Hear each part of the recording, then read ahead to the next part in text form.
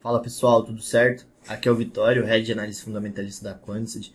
E dando sequência à nossa semana de atalhos para conseguir montar uma carteira vencedora no mercado, nessa aula eu queria mostrar para vocês uma das nossas ferramentas da plataforma que eu acabo utilizando bastante, que eu acho que é bem interessante para todo mundo fazer experiências, testar, né, para ver os caminhos ali, quais são os atalhos, quais são os principais erros que acabam prejudicando os investidores ao longo do tempo, tá?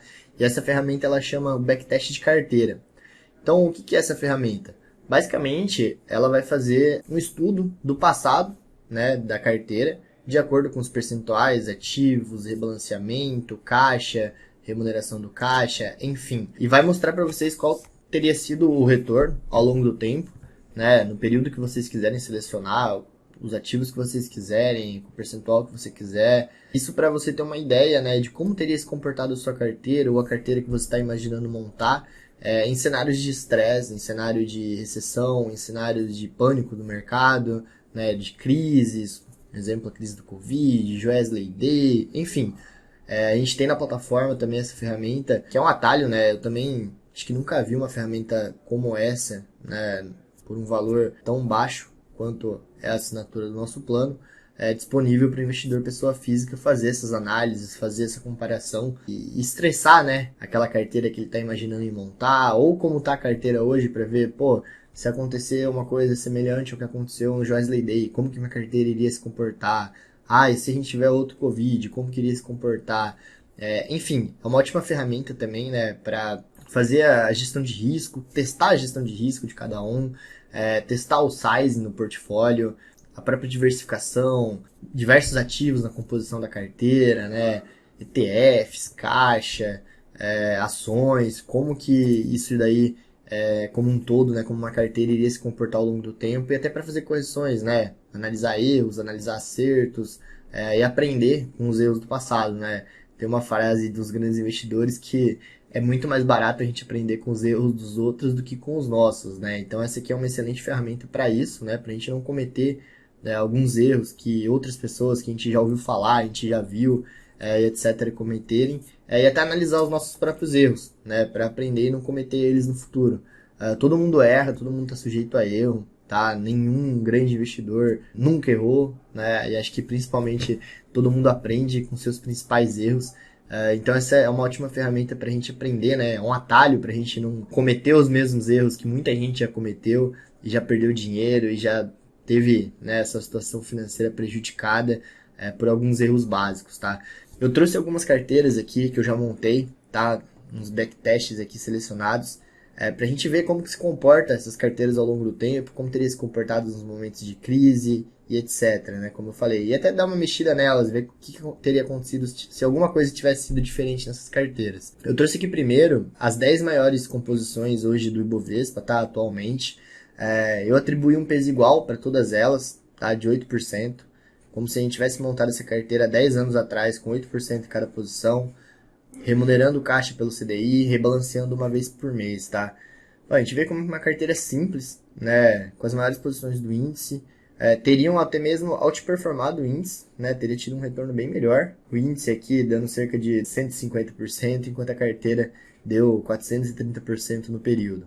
Um CAGR aqui muito bom, né, próximo dos 20% ao ano, com uma volatilidade um pouco mais alta, a maioria dos anos aqui positivo, só 2015 que foi um pouco ruim, 2021 também, mas na média essa carteira foi muito bem. Em períodos de estresse no mercado, né, a gente vê, por exemplo, no Covid, essa carteira caiu menos que o mercado, que a bolsa.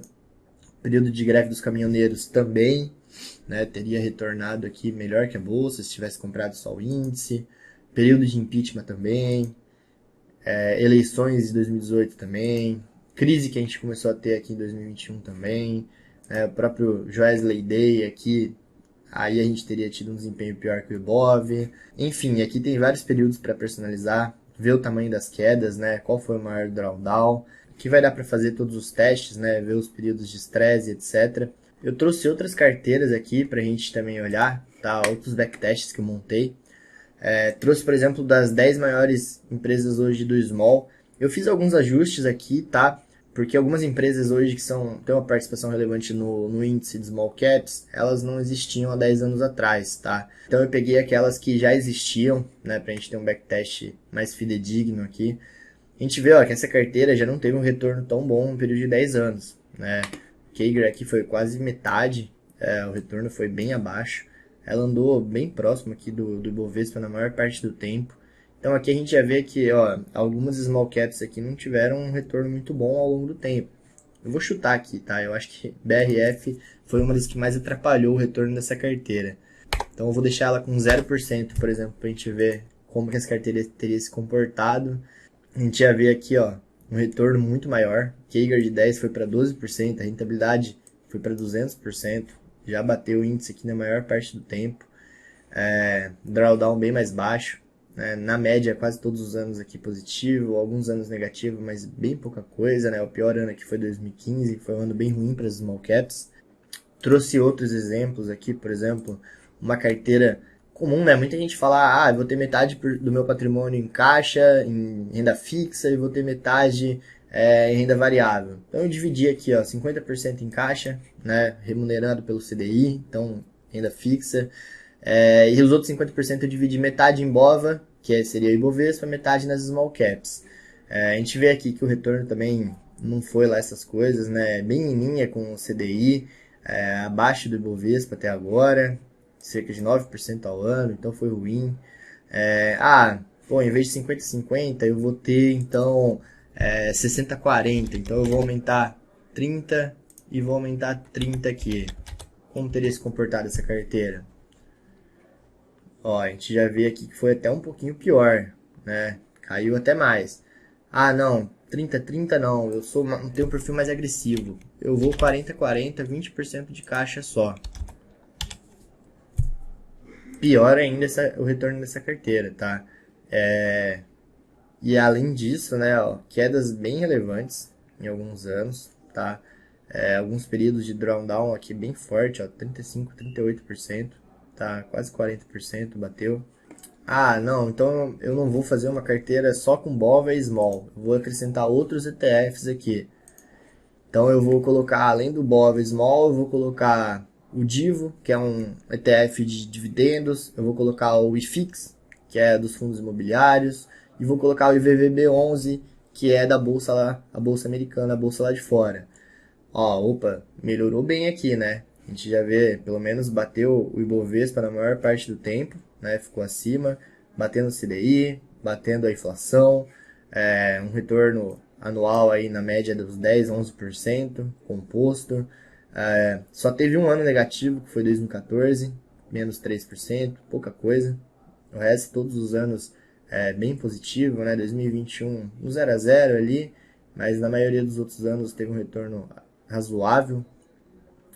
Em períodos de crise também a carteira não teria sofrido tanto, né? A gente vê aqui, ó, a maioria dos períodos de crise essa carteira teria batido os índices, a eleição foi pior, né? Impeachment, greve dos caminhoneiros, crise financeira de 2008, Joesley Day.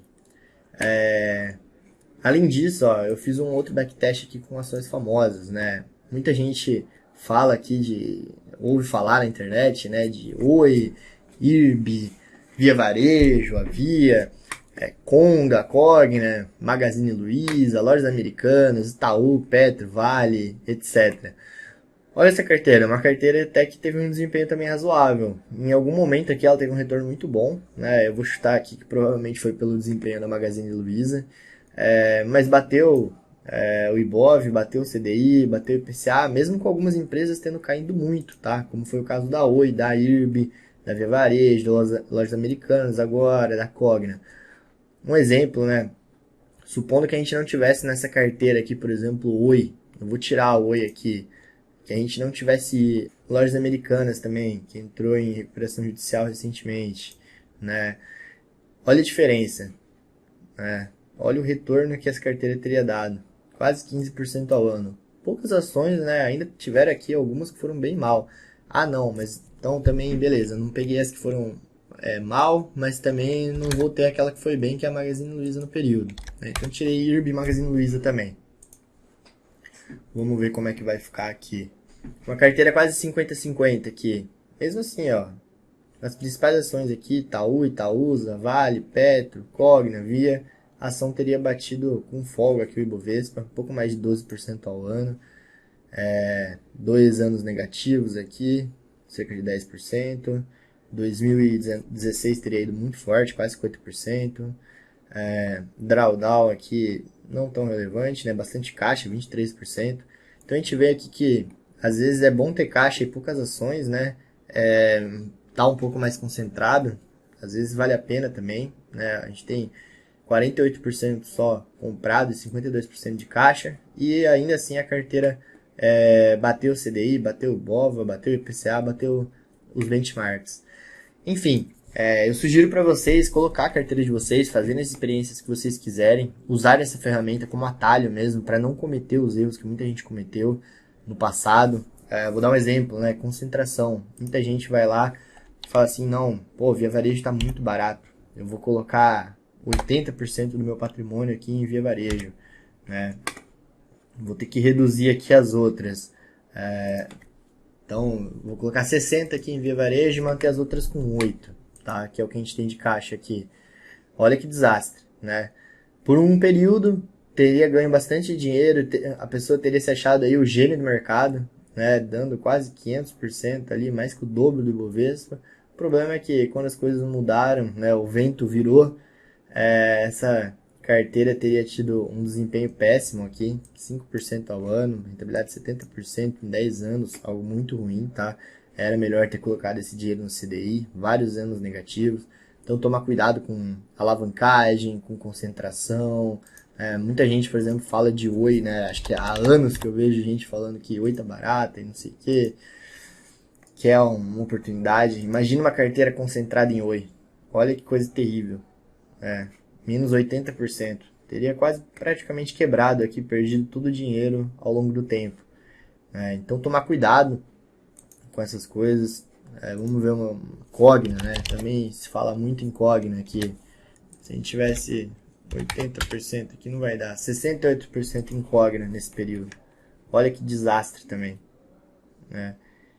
Ok, aqui ainda teve uma rentabilidade em 10 anos de 28%, mas foi 2% ao ano. Não remunerou nem a inflação, perdeu para a inflação esse investimento. Manter uma carteira por 10 anos para perder para a inflação.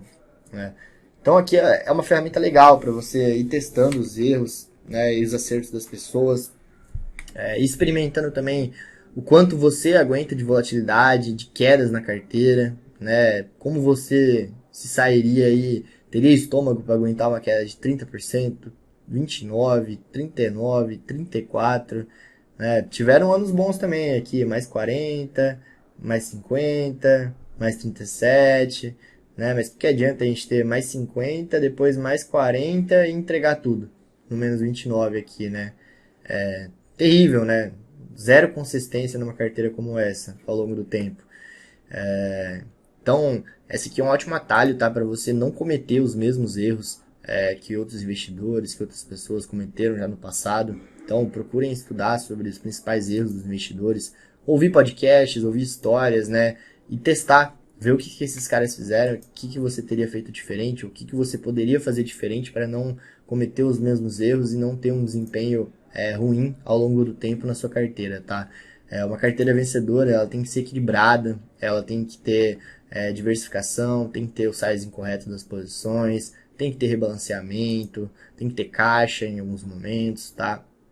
Então essa aqui é uma ótima ferramenta para vocês testarem e analisarem tudo isso. Bom, pessoal, era isso que eu queria mostrar para vocês nessa aula, tá? Só lembrando, né, novamente, a gente vai ter na última aula, na nossa próxima aula, a gente vai comentar sobre as 3 ações que a gente está de olho para o segundo semestre, tá? Para vocês também ficarem de olho. E além disso, passar outras dicas para vocês e outros atalhos para que vocês consigam construir a carteira vencedora de vocês no longo prazo, tá? Um abraço, até mais.